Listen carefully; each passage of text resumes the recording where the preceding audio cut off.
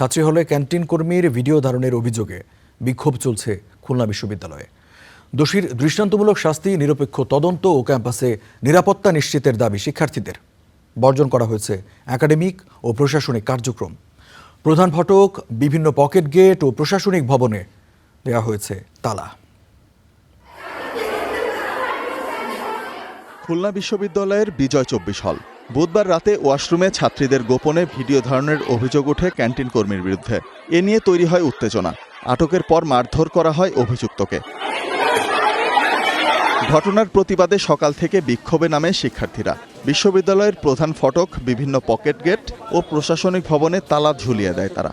দাবি জানানো হয় সুষ্ঠু তদন্ত সহ ক্যাম্পাসের নিরাপত্তা নিশ্চিতের। ওয়াশরুমে ভেন্টিলেটর দিয়ে তার ভিডিও করার চেষ্টা করে, তো সেই যে ভিকটিম আছে সে এটা দেখে, সবাইকে জানায়, তখন মেয়েরা মিলে তাকে আটক করে। 6 মাস যাবৎ ভিডিও করে আসছেন।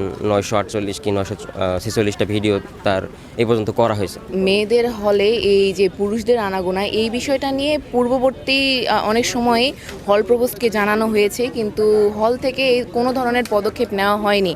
বিশ্ববিদ্যালয় প্রশাসন জানিয়েছে, ঘটনার সত্যতা মিললে অভিযুক্ত ক্যান্টিন কর্মীর বিরুদ্ধে নেওয়া হবে কঠোর ব্যবস্থা। অভ্যন্তরীণ একটা তদন্ত কমিটি আমরা অভ্যন্তরীণ করে দিয়েছি। সেই তদন্ত কমিটিকে বলা হয়েছে 3 দিনের মধ্যে একটা তদন্ত প্রতিবেদন দেওয়ার জন্য। এ ঘটনার পর কার্যত অচল হয়ে পড়েছে খুলনা বিশ্ববিদ্যালয়। Desk report, star news.